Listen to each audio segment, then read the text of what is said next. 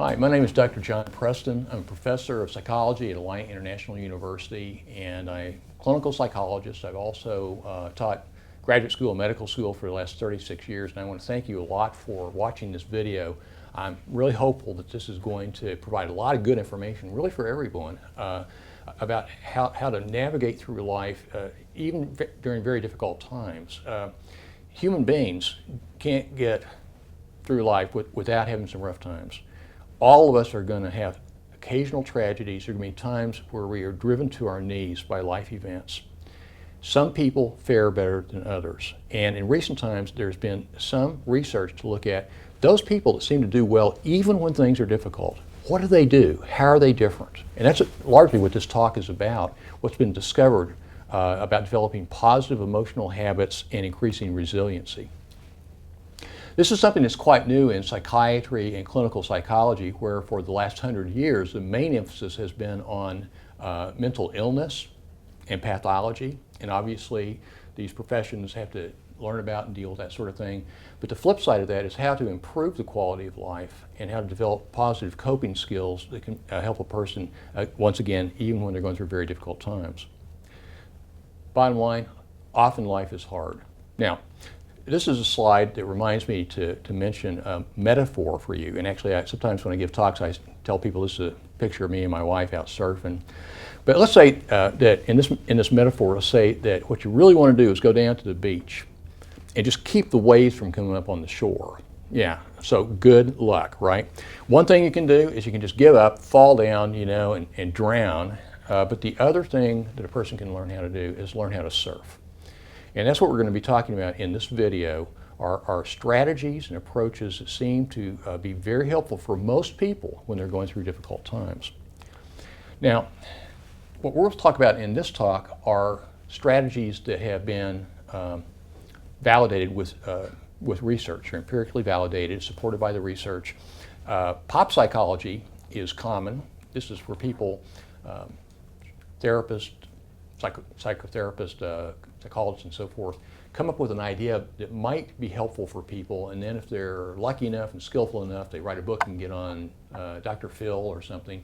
And in fact, some of their ideas might be quite good, but pop psychology basically is an idea that has not really been researched to see if in fact it really works. So we're going to be taking a look largely at strategies that have been subject to research to really see if they are effective. There are a number of alternative techniques and approaches that people use for emotional well-being and wellness. And I've just listed these very briefly here. I'm not going to run through the list, but things like yoga, tai chi, prayer, hypnosis, and so on and so forth. I don't mean to neglect some of these, because for some individuals, these approaches have been enormously helpful for them in helping them cope with difficult life circumstances, but time doesn't allow to go into the details of these other approaches. Now, let's just talk the truth here for a minute. Not everyone's created equal. There are many people that come into the world and they are destined to have certain severe psychiatric disorders because of genetic factors and other biological factors, things like schizophrenia, bipolar disorder, and so forth. These may have nothing to do with life experiences, but it may be something that they're vulnerable to for genetic reasons. Many people in the course of living have some kind of brain injury. Very common, more common I think than a lot of us have known, are head injuries. Head injuries suffered in accidents, automobile accidents, bike accidents, but sporting involvement in sports and athletics and that sort of thing. People have had strokes and so forth. A lot of times parts of the brain that regulate emotions become damaged, and then it's much more difficult for them to cope with highly emotionally charged life circumstances. People who've gone through extremely severe early child abuse and neglect, to think that people can just get over that is naive at best. So many people that have experienced this early in their life will carry this vulnerability for having difficulty handling strong emotions for a lifetime. They can be helped with psychotherapy, but a part of this is not just the emotional impact, but also increasing evidence that early child abuse can change the brain and the brain's ability to handle strong emotions. people living in very adverse circumstances. I have poverty listed here, but it could be a number of other things as well. People living in a situation where there's this marked, severe discrimination or ruthless, terrifying kind of bullying going on, that sort of thing.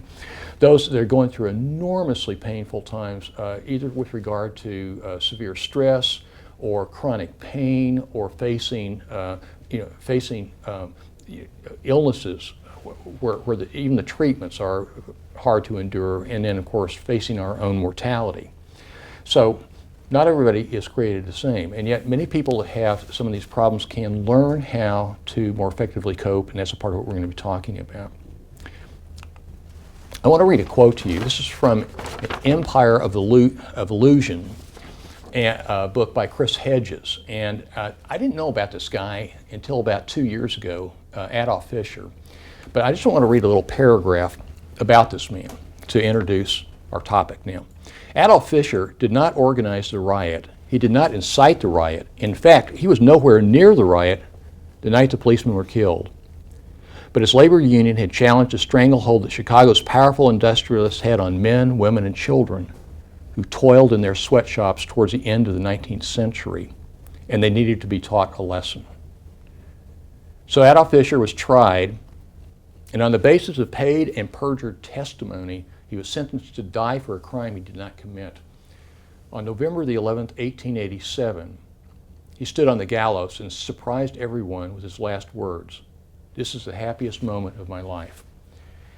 And what I find really powerful and kind of personally touches me is accounts from his best friends and family have emphasized that he was really sincere about that. He really meant this. Here he is about to die, but he said, happiest moment of my life. And you know why? It's because what he was doing mattered deeply to him. Now I'm going to stop for a minute. I just realized I haven't put that up on the screen the way I'm supposed to. You want me to make it into a... It doesn't matter. It doesn't matter? Because that camera can see it, and that it's... Okay, I meant to have to do a... It doesn't matter that it's not full screen, because I don't use that camera. Okay. The audio's on that camera, and then the timing cues as to when Yeah. I'm going to put that slide Okay. up. Okay. So it's just fine. Okay, good. And if I just forget to do something like that, please certainly feel free to tell me. Okay, so let's jump back in.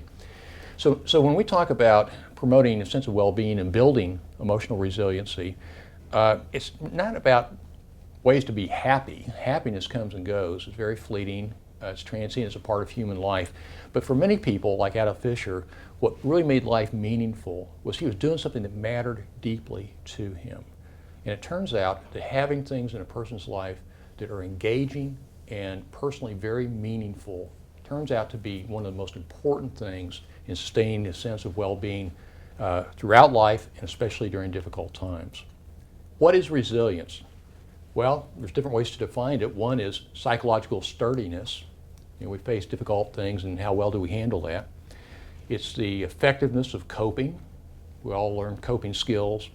And the ability to recover, adjust, but the other thing is to grow. And I'll tell you personally, when I've gone through some extremely difficult times, I've had a couple of tragedies in my life. In the midst of that, the thought that this could have anything positive as an outcome wasn't there. I was immersed in what was going on, and it was very, very difficult. But what I experienced, and what many people experience after they have lived through a very difficult time, is number one, many people find out, you know what, I'm stronger than I thought I was. And the other thing is, oftentimes, depending on the nature of what they've gone through, people develop a greater sense of what matters to them, and also their sense of compassion for other people. So an outcome then, in people who have psychological sturdiness, is not only to be able to ride the waves of difficult times, cope effectively, but it's also possible that having lived these kinds of events in the long run is going to be something that's going to actually help them grow and be a more full person. Ernest Hemingway says, "The world breaks everyone, and afterwards many are strong at the broken places." And he's right, but not 100%. We all know that sometimes life breaks people and they don't heal. And of course, this is where psychological treatment and some other interventions we're going to talk about can be of benefit.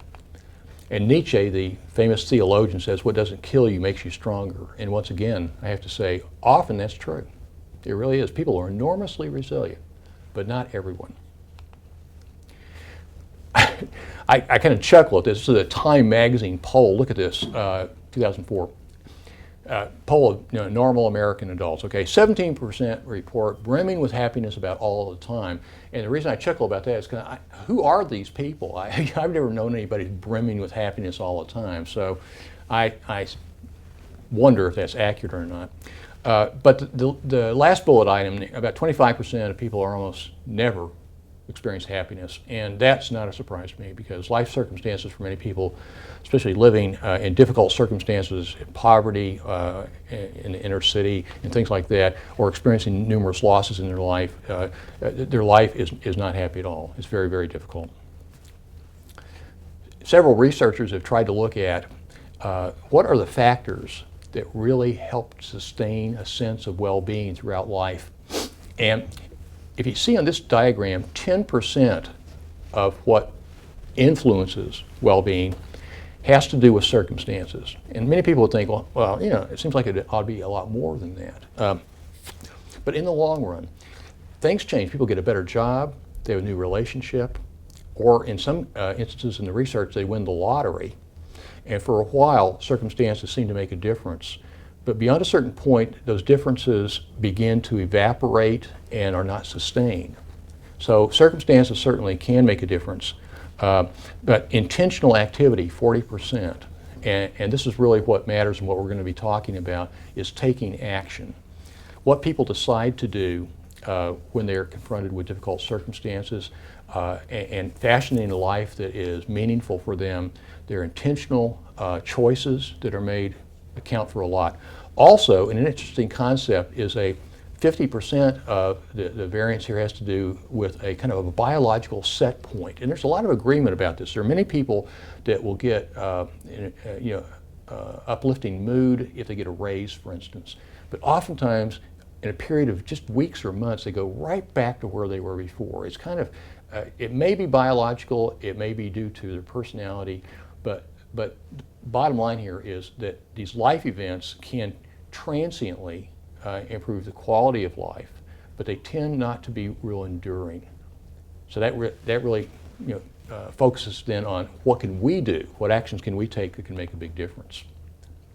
Sensual pleasures, of course, this would include things like romance and sexual pleasures, but sensual pleasures also include anything else that stimulates the senses. And this could be eating a really good meal, watching a beautiful sunset, listening to beautiful music. We all know that that's really important in people's lives, but it doesn't last for very long, and people habituate to it, meaning if you live in a really beautiful place for a really long period of time, the pizzazz kind of begins to go out of that once you are living there a period of months or longer, okay? So this kind of happiness, sensual pleasures are important, but they are not real enduring. Now, I want to tell you about this slide for just a minute. We're going to talk about habits that help to foster resiliency. I was giving a talk about 2 years ago, and for the first time I used this slide in my talk. And I was just trying to be cute, to suggest that nuns have good habits. At the end of the talk, a number of people came up to talk with me and ask questions and things like that. And this little lady came up, and she's really an old woman, and she said, "Where did you get that picture of those nuns?" And I said, I just downloaded it from Google. And she says, "One of those nuns is me." And it just cracked me up. It's one of the most fun things that's happened in a long time. And I was at the end of the talk, so I couldn't go back and find the slide, because I really would have liked to ask her, which one is you. But I did ask her, I said, "Do you remember that picture being taken?" She said, "No, I don't." It was probably in the 1950s or something, but I just thought that was kind of cute. Anyway, let's start off by this. Don't worry, be happy. Okay, no empirical support for this. When people are told to cheer up, look on the bright side of life, I don't think anybody needs to be told that really doesn't work. Let's take a look at some things, though, that might work. First off, let's look at this from a really long historical evolutionary perspective. And it looks like that the earliest hominids, they got their beginning in equatorial Africa. And one thing that happened in that environment that happens nowhere else on Earth at the equator is that you get the same amount of bright sunlight every day, 365 days a year. There are no seasonal changes, and the sun comes up at about the same time each day. So what's the relevance of that? One thing is that bright light, at least some amount of bright light exposure, plays a role in regulating brain functioning. And light therapy has been used to treat depression, but also has been used to treat anxiety disorders. And the common denominator here seems to be that some bright light exposure influences the release of serotonin in the brain, which has mood regulating properties. And we'll be talking in a little bit more detail about this a little bit later. The other thing is, for probably 99% of human history, the early humans were hunter-gatherers.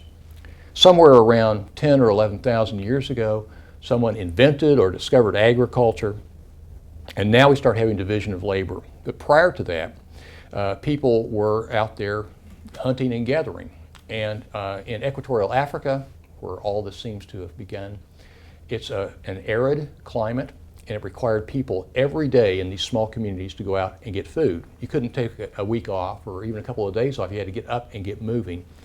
There currently are 3 places in the world where there are hunter-gatherers who basically are saying to the outside world, leave us alone, and they're doing their thing. But they have been observed by sociologists and anthropologists, and what's really clear is if you're living in an arid environment, you're a hunter-gatherer, then you're going to have to be quite active every day. And that's what it says on the slide here. These people are walking the equivalent of 10 miles a day. Movement also changes the brain and helps to sustain normal levels of certain hormones and neurotransmitters. And most Americans, of course, are not this active. And we'll talk a little bit more about that later on. So the first thing we want to say, drawn from this information, is going outside and getting some degree of bright light exposure every day. Here's the important thing. Number one is that this needs to be done without wearing sunglasses. Okay? This can be done on a cloudy day. There's enough intensity of light on a cloudy day for this to matter. The duration is probably 15 minutes. It's probably best for most people. The downside is there are some contraindications, and they're probably the obvious, but if people have certain kinds of eye diseases, this could be a problem for them. We don't want to aggravate a medical condition, so it's important for them to talk to their ophthalmologist about this. The other thing is people that suffer from bipolar disorder, at times, if they get too much bright light exposure, and this is more likely to occur in the summertime, it can provoke manic episodes. But by and large, having some degree of light exposure, it has mood regulating properties. The final thing I want to say about this is that this is not about getting a suntan. This is not about getting light exposure on skin. It's about light going into the eye, hitting the retina, which activates a particular nerve pathway in the brain that regulates mood. Secondly, staying physically active. Staying connected with life. People have depression, people have extremely severe grief, people have post-traumatic stress disorder, and many others in the face of enormously difficult times start to disengage from life. And it's understandable that life is hard. It's hard to communicate and be with people and even look forward to being out with people as you normally would. Here people stop calling their friends, they stop going out to eat dinner, they cancel vacation plans, and they don't stay in touch with their friends and loved ones. This may be understandable, but it turns out this is one of the major factors that makes a lot of these conditions worse. So to the degree that people can make a commitment to continuing to do their normal life activities, even as they're walking through a period of significant trauma or depression or what have you, the payoff is great. At first glimpse, this may seem overly simplistic, but this is actually one of the most potent interventions of all, is staying connected with life in terms of that improving mood and resiliency. Sleep. Shakespeare said, sleep is a bath and balm of hurt minds, and he was right about a lot of things. Sleep regulates brain functioning, and yet almost any kind of stress can disrupt sleep. And therefore, getting good sleep really matters. So let's take a look at this and at some specific approaches to improving sleep. First, on average, Americans are sleeping 1.5 hours less per night than they were 100 years ago. And that means about 500 hours less per year than 100 years ago. People do vary in their need for sleep. Some people need more than others. However, sleep experts are beginning to say that this trend towards less and less sleep has already started having an impact on health, on mental health, and also increasing the rate of accidents, car accidents and industrial accidents. Why are people sleeping less? And of course, you know the answer is because they want to stay up. I mean, some people have insomnia. We'll talk about that here in just a minute. But people want to stay up later because they're working and they're playing, they're on the internet and on television. And at some point, there's so much sleep deprivation that in itself begins to really take a toll on a person's ability to cope with significant emotional issues. Getting to sleep. It's hard for me to believe that there's not that there's anybody out there in the world who has not had some times when they're under stress and they can't go to sleep. And the problem here most of the time is that they are tired, they get in bed, but their brain continues to worry about things, and that's keeping them awake. Of course, there are other things too. Caffeine close to bedtime and other things like that can interfere with this, but the most common cause of this is having a busy brain. I will say, for just a moment, there actually was a study about 10 years ago in England where they looked at the whole idea of counting sheep. And we've all heard about this since childhood.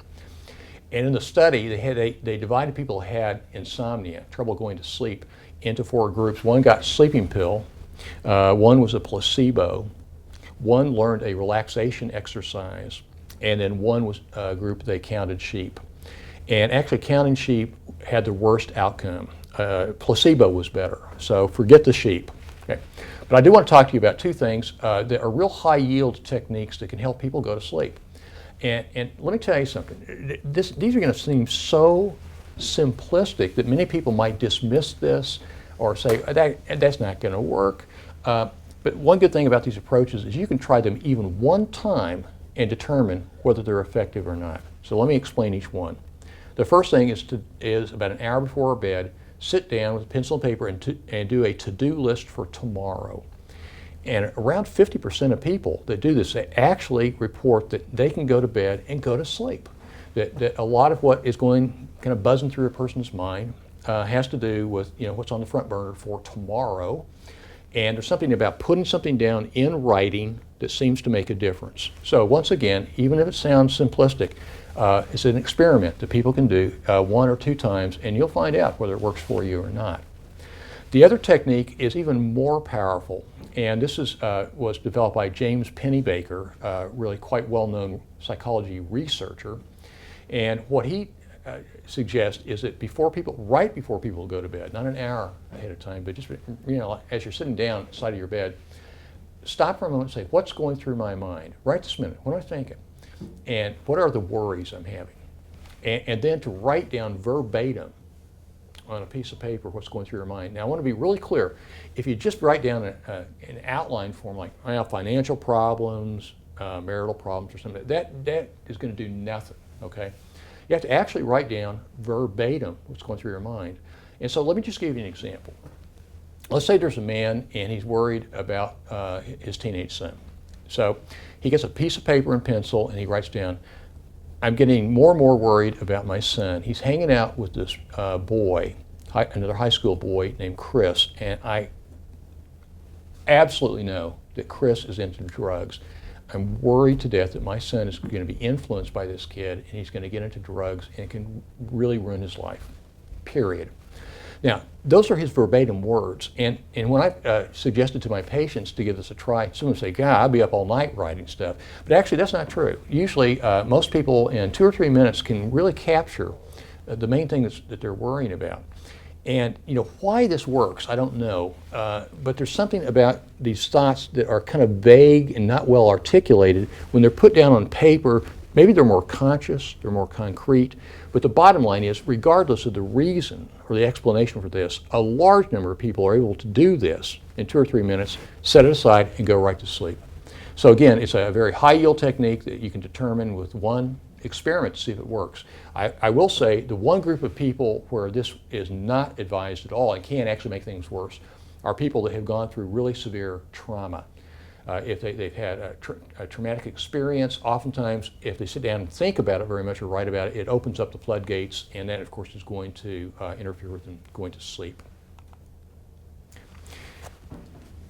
The next thing is to maximize quality sleep. And here what we're looking at mainly is increasing the amount of time spent in deep sleep. Deep sleep occurs for all human beings 4 or 5 times during the night. You see it illustrated here on this diagram. This is restorative sleep. And without this, people have enormous problems. If people don't get deep sleep, even if they sleep 8 hours, but they're not getting enough deep sleep, invariably, they're going to feel tired the next day, especially in the afternoon. They're going to have some trouble staying focused and concentrating, and it's going to reduce their ability to handle emotionally challenging things. Their stress resilience is not going to be as good.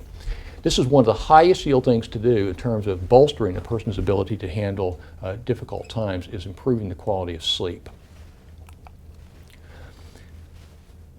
I don't have time to go into detail about this, but I want to mention a few things that are common and very important to do in order to facilitate and build resilience. First off, if people develop severe anxiety disorders, like panic disorder, generalized anxiety disorder, obsessive compulsive disorder, lots of times the problem with sleep has to do with the hormones, stress hormones, adrenaline and norepinephrine. If a person has clinical depression, once again, a hormone can really significantly reduce the amount of deep sleep, and that hormone is cortisol. And you see often that cortisol is higher in people that are depressed. We have primary sleep disorders like restless legs and sleep apnea. Sleep apnea is where people multiple times during the night are gasping for air because their airway collapses. So 200 to 400 times a night they're gasping for air. Ongoing severe pain and also substance abuse. So these can really destroy the quality of sleep. So it's going to be important to avoid substances that interfere with deep sleep, and here they are in a nutshell. Caffeine is probably the most common one, and caffeine, you may have heard in recent times, caffeine may have some medical benefits. That's a real possibility. I'm kind of hopeful because I enjoy coffee, but what they're not describing in the nightly news or in magazines about this is the impact of caffeine consumed later in the day, which for all individuals is going to reduce the amount of time they spend in deep sleep. So here we have our normal sleep stages, okay, and stages 3 and 4 are deep sleep. And this is the important thing to focus on, the impact of caffeine. Most people, if they have caffeine in late afternoon or evening, will have some difficulty falling asleep, but not everybody. There are people that have a cup of coffee, for instance, at dinner, and they can go right to sleep. Not most people, but some people. But the big problem is this, and that is if you have even modest amounts of caffeine still in your bloodstream by the time you go to bed, even if a person is able to go to sleep, the caffeine can interfere with their first episode of deep restorative sleep. And this is the largest slice of deep sleep for the entire night. So you can see how caffeine can really undermine the quality of sleep. So this is the reason for reducing caffeine. How do you determine how much caffeine is too much? Well, we have a questionnaire on this website that you can go to and download, caffeine questionnaire. And it's very straightforward. It'll take about 2 or 3 minutes to fill out and determine your daily consumption of caffeine. And of course, it's way beyond just coffee and tea. We have energy drinks and many other things that people consume that have caffeine in there.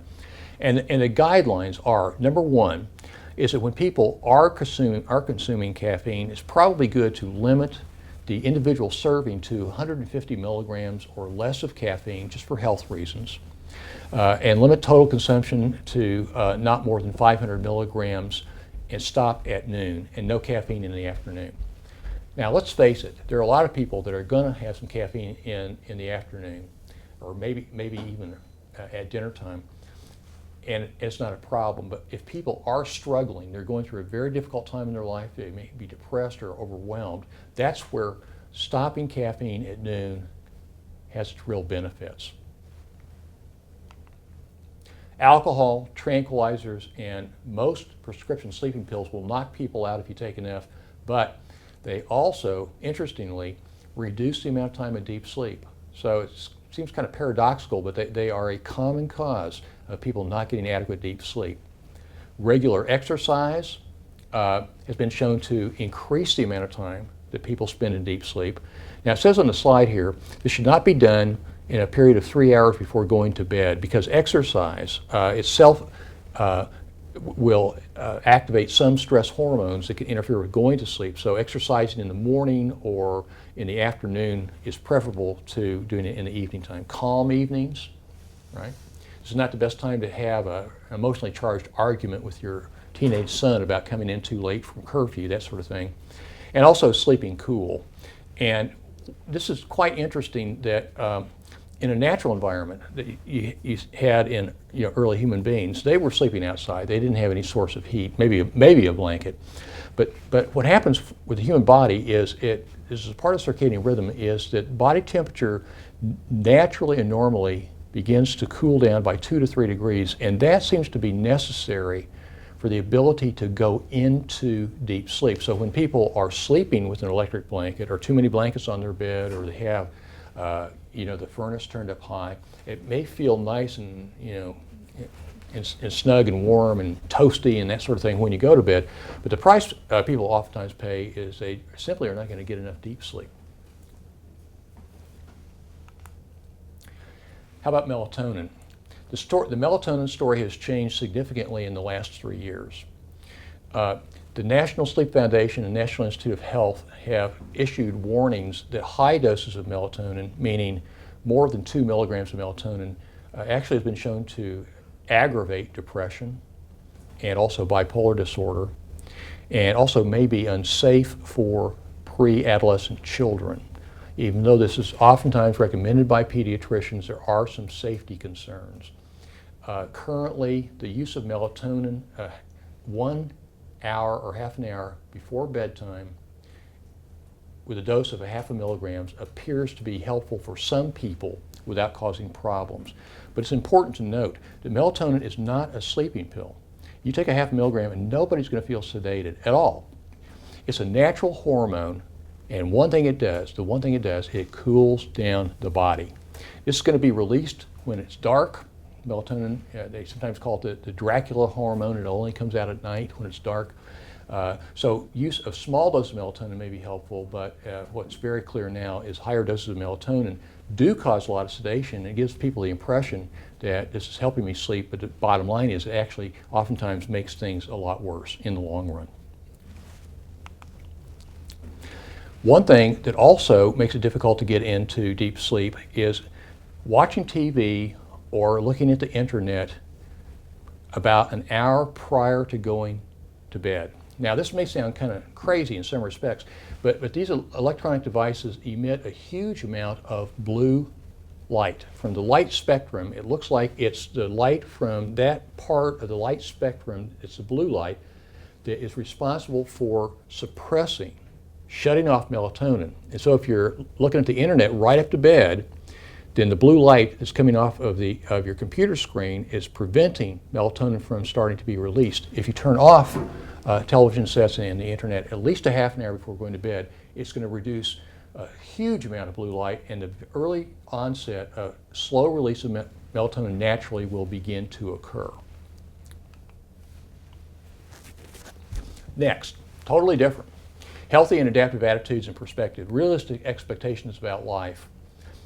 I used to really think this way. I'm kind of ashamed to say this, but I always had this kind of belief that if I could just finally, get this job, everything would be okay. Or if I could finally get, a family, everything would be okay. And a lot of humans, even people who are really bright, in the back of their mind, that's kind of what they're hoping for. And the truth is that a lot of times these life events, a new home, a new job, a new place to live, a new relationship, can make a big difference, okay? But it does not sustain a sense of well-being in many cases. So a more realistic perspective, and a perspective adopted by people who seem to be quite resilient, is the metaphor of a roller coaster. And that is, life is going to have high times when you're feeling good, and then the bottom's going to fall out. And this occurs for almost all human beings. And if we have realistic expectations, that's not about being pessimistic or throwing cold water on the hopes of having a happy life, but it's saying, but this is the truth. This happens for all human beings. A concept drawn from Tibetan Buddhism is that suffering is a normal part of human life, and it's going to happen as part of being a member of the human race. And it's not a sign of pathology that people suffer. But a lot of people struggle against suffering, and typically they say this takes the form of people thinking or saying, "This shouldn't be happening. I can't believe this is happening. For God's sakes, why is this happening to me? I don't deserve this." And that's the struggling against that. And there's been significant psychological, but even some neurobiological research to show that this struggle against pain revs up and intensifies a whole range of emotions, from anxiety to anger to depression. An alternative to that, we'll go back to the slide now, is something that these days oftentimes is referred to as radical acceptance.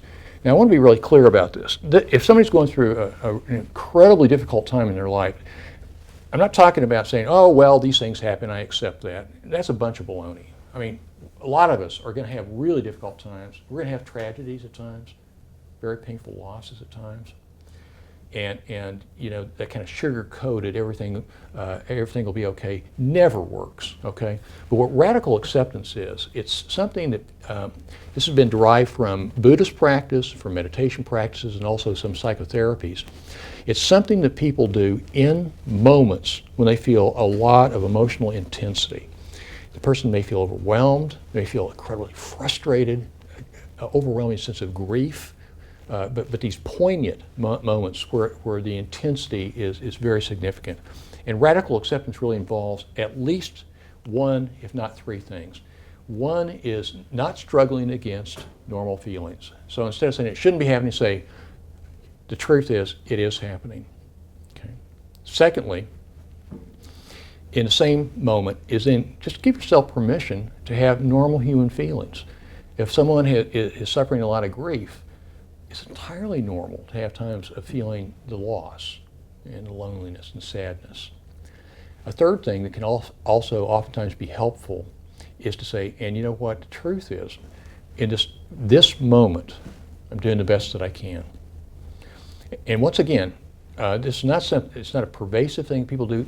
It's something that people do during these especially difficult moments where feelings well up inside of one another. And when my patients have done this across the board, they've said, it settles me down. I feel more grounded. The feelings are still there, but they oftentimes aren't as overwhelming or as intense. Radical acceptance doesn't mean, however, you collapse into passivity and become helpless. I like this quote from Winston Churchill. He says, "If you must walk through this valley of the shadow of death, just don't stop." And so as people are coping with life, obviously doing everything you can in your life to try to improve the situation and to heal is important. Another quote I want to throw in here is from Robert Frost, who says, "The best way out is through." And us Americans are really accustomed oftentimes to saying, well, we need to get over something. And I wish it was that easy, that we could somehow just kind of snap out of it or get over it. But very difficult life circumstances, really, it doesn't work. And many of the patients that I've seen over the years, I've shared this quote from Robert Frost, and eventually they say, you know what, he's absolutely right. I had to face these realities and walk through this. There's no way to just grit your teeth and have it go away. Time does not heal all wounds. It's what you do during that time that's going to make a difference. Okay, next on the list, aliveness and doing what matters. Again, these are identified habits of people that are more stress resilient. To shed light on this, this is interesting, and I think but very important. 9/10 of deathbed regrets, people are talking about things they regret that they didn't do. I've stopped my private practice now, but for years I would treat many people that were elders who would be talking about regrets they had that they didn't follow their dreams, or they didn't pursue something because others didn't approve of that. Or one thing is if somebody's in a profession and they get to a place where they say, I don't like doing this at all, Of course, it's enormously difficult just to give that up and go in a different direction, okay? But people who are highly resilient are able to, sooner than later, try to figure out, wait a minute, how am I living my life? What matters to me? And that is to explore to what extent you're doing what personally matters to you and that you value, and start doing it. And sometimes that takes a form of changing something about your job. Oftentimes, it may not involve that at all, but it might have to do with things that you do in your community. It could be volunteer work, it could be a hobby, it could be a calling, getting involved with a cause. This notion of finding your calling. I don't know who said this first, but I like this a lot. A calling is something that you hold on to so tightly and dearly that the person is likely to say, try taking this away from me, because it matters so much. So highly resilient people have done a better job probably at discovering what matters to them and say, I've got to make this a part of my life. The key is to remember to do it. I want to tell you something that's a cute story, and I have to tell you, I don't recall who actually said this. It was a celebrity. It was a movie star, but I apologize. I don't remember who said this. But this guy said that he can get real caught up in his work and get distracted and just forget to do things that in his heart of hearts really matter a lot to him. And so in his bathroom, he put 4 Post-it notes on the mirror, and each one had on it a little reminder about something that this really matters to me. Push comes to shove, this matters. Yeah. If I'm told I have 6 months to live, I'm not going to do some of this stuff, I'm going to do this kind of stuff. And so he had this on all 4 corners of his mirror, and a part that I think is cute about it is in the middle of the mirror he had another Post-it note that says, read the other notes. So it's about keeping this up front where we can actually see this. Mindfulness. The notion of mindfulness has become popular because of, I think largely because of mindfulness meditation practices. But mindfulness is much more than that. Really, mindfulness is about just waking up. It's being more alert. It's sort of the opposite of going into automatic pilot. And everybody, to some degree, and I certainly, it's true for myself, the older we get into a groove where we tune out a lot of stuff and kind of go through the motions. And yet people who seem to have greater resiliency have figured out a way to stay alert to noticing things frequently on a day-to-day basis instead of getting sort of zoned out and going through the motions. We've always heard, or for many years heard about stop and smell the roses, as a metaphor for this. But this is what we're talking about. It's about just noticing things. It doesn't have to be anything really gigantic or big or earth-shattering, but being alert to noticing things on a daily basis. So resilient people take things in moment to moment. They look around and maybe they see a couple of kids playing with each other, and for a moment they say, you know what, that's great. It's a lot of fun to be a kid. Or they stop and spend a few more minutes, looking at a beautiful sunset. This is about savoring the moment. These people have learned how to take experiences that don't last very long and stretch them out a little bit. And one of those is eating food. Some of my friends say, John, eating lunch with you is like eating lunch with a vacuum cleaner, because I used to eat very quickly, and then it's kind of, well, I got to get out of here and go to work or something like that. And yet there's an alternative approach, and that is you take it just a little bit longer and actually chew your food and taste it. A radical idea for me. But this is taking these day in and day out experiences, not taking them for granted, but spending a little more time with something that is nice, pleasant, or emotionally moving. This is a big deal. Characteristics of highly resilient people. They're more likely to make a part of their life actions where they reach out with empathy and compassion towards others. And more than probably any other thing that's been studied, gratitude seems to be one of the most important things that people can experience and then share with others, that improves mood but also helps people become more sturdy. There's even some neurobiology behind this as well that we don't have time to go into. We have a few more to go. Recirculating joyful states. I got to tell you my own story about this. My wife and I have probably 7 or 8 scrapbooks that have all the pictures from our life. in there. And probably once a year we'd look through all of the pictures when our kids were born, and vacations we've taken and things like that. But we would typically get them out once a year and look through there, and it's like, hey, that was great. Once a year. What you can do here, I highly recommend. This has been this has really helped me a lot. I'm grateful for finding out about this. I bought a really inexpensive camera, a digital camera for $100. Had a close-up feature on there. I went through and I took about, 1,200 pictures of my scrapbook, photos and napkins and ticket stubs and so on and so forth, and then put them on a digital photo frame and that shows them randomly. So maybe 1,200 pictures. And I go down to make coffee for me and my wife every morning, and I'm watching, as the coffee is being made, I'm watching these little excerpts from my life. When people are older, this is not exclusive to elders, but oftentimes elders will reminisce about things and remembering the good old days. This is about also recirculating times where a person has felt happy, where they felt proud, and so forth. Having fun, even when times are very difficult. This may seem kind of crazy. If you have, for instance, if you're going through a time of really enormous stress, people oftentimes, the things that drop away first are humor and self-nurturing. All effort is focused on just kind of keeping your head above water.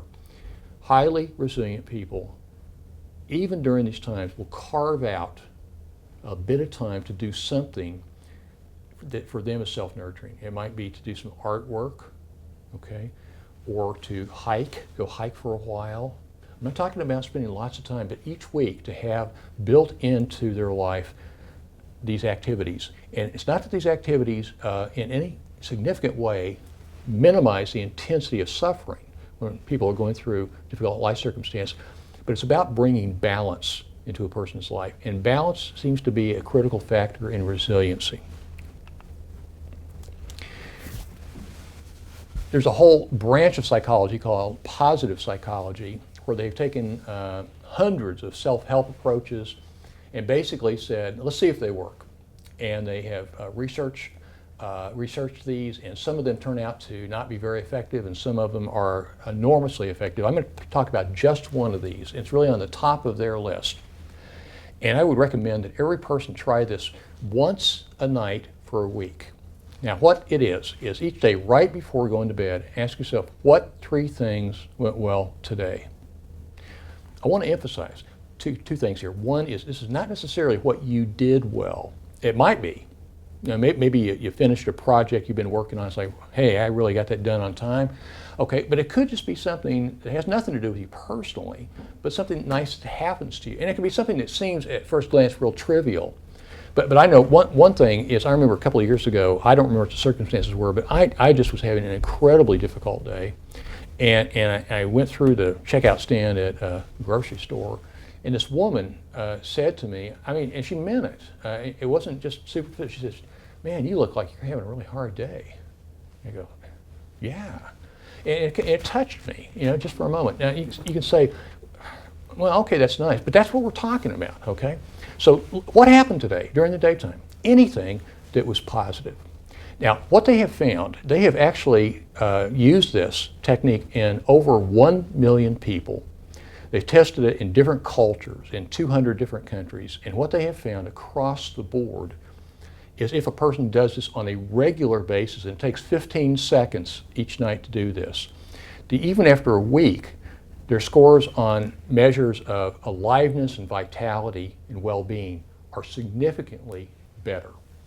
Why is it that something so seemingly simplistic could have such an impact? And probably the reason is that all of us, and boy, me too, when things are difficult, we get sucked into and become preoccupied with things that are very emotionally painful or challenging. This 15 seconds of stepping back and say, okay, let me set this aside for a moment. What 3 things went well today? It probably is a very effective way of stepping back and gaining perspective. And gaining this kind of perspective seems to translate into people settling down a little bit and feeling a little more sturdy in the wake of difficult times. Now, if you do it one time, it's not going to make a difference. But what's been found is do it every night for 1 week and evaluate for yourself the impact. You just have to remember to do it. I'm going to talk about these very briefly, and then we're going to be finished here in a couple of minutes. Again, coming from the research on resiliency, sooner or later, many people who are quite stress resistant and resilient have figured out it's okay for me to have limits. It's okay for me to say no. It's okay for me not to rescue other people all the time or be the only person who can fix something. It's learning how to say no to things that kind of in your heart of hearts you really don't want to do. Ignoring, choosing your battles. Some issues are real important and they may be difficult. It could be a problematic relationship. And the question here is, say, in the grand scheme of things, is this a big deal? And sometimes the answer is, no, it's not. I mean, it's an annoyance, but it's not a big deal in my life. And to let go. I'm not going to do a battle with this. But of course, on the other hand, sometimes you say, yeah, you know what this is? This is an ongoing problem in this relationship, and I've got a choice here. And that is I can just endure this, or I can step up to the plate and really talk to this person and say, look, we need to have something change here. I want to tell you my feelings about this. I want to ask you to change your behavior or something like that. I'm a big fan of horses. I have horses at my house that I ride, so I don't especially like the metaphor, but it's if you're riding a dead horse, dismount. And as a metaphor, and this is stopping and taking stock of what are the things I do that really I don't like doing. I mean, some things we have to do, like take out the garbage and pay our bills, but what I'm talking about here is something different. It's things that people feel obligated to do, like be on a committee or spend time with somebody that maybe you really don't even like them, but it's obligatory. And what really puts this in perspective is if people are told that they have 6 months to live, people stop doing a lot of these things that have been obligations because they want to have the best quality of life they can. And obviously the point here is if you can figure out what those problematic relationships are and so forth and say I retire or back off from that earlier in life, it's better. Go. Don't be stupid. Okay. Yeah, this is me. I use myself as an example. And there's a kid in my neighborhood whose father passed away a number of years ago, and he frequently calls on me to help out, start his lawnmower and stuff like that. He called me up one day 5 years ago, and he said, John, could you come down here and get a toy off the roof for me? And so I said, oh yeah, I can do that. And I fell off the roof. And I could be dead or paralyzed or brain damaged right now. I don't know how I survived that. I fell from the roof onto a concrete driveway, and I was in intensive care for 4 days and had surgeries on my hand and so on and so forth. Now, this may seem, again, kind of simplistic to say this, but people do things all the time that a decision in a moment, it's a bad decision, can really change your life. And everybody knows this, okay? But examples would be climbing up on a roof. But a common example might be, these days might be, trying to read a text message while you're driving your car. Is it really worth it? Okay. Travel light. And this is letting go of some things that you've been carrying, emotional burdens or things that eat away with you maybe for a lifetime. Forgiveness is enormously helpful for some people. Now, I'm going to tell you my opinion. I would never, as a therapist, recommend that somebody forgive somebody for something if they've really been hurt by somebody. I honor that has to be the decision of that person.